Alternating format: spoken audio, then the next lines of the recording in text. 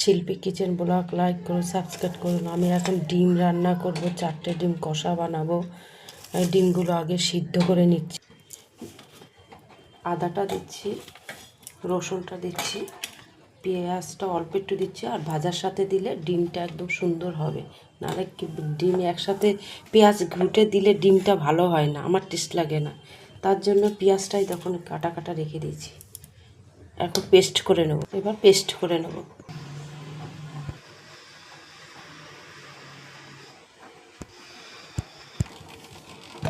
Paste হয়ে গেছে।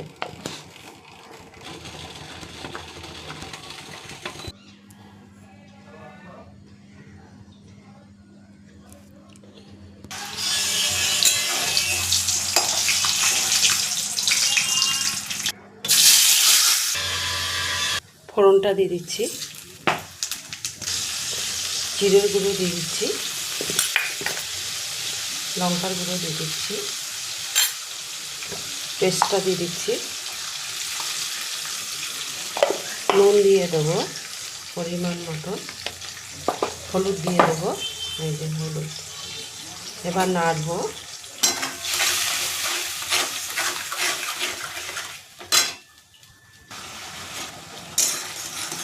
এবার ডিমটা দিয়ে দেবো, ডিমটা দিয়ে দিচ্ছি ভাজা।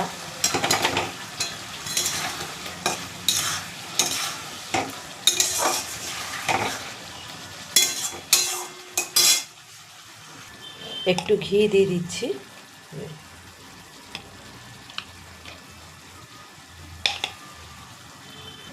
একটু পাতি লেবু দিয়ে দিচ্ছি,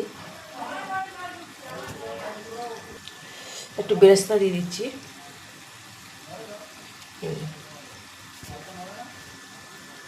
একটু ঝোল দিয়ে দিচ্ছি, জল দিয়ে দিলাম।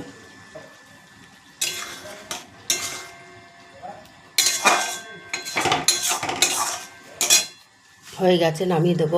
একটু গরম মশলা দিয়ে দিচ্ছি, এবার তুলে দেবো। একটুখানি চিনি দিয়ে দিচ্ছি, নামিয়ে দিচ্ছি। হয়ে গেছে।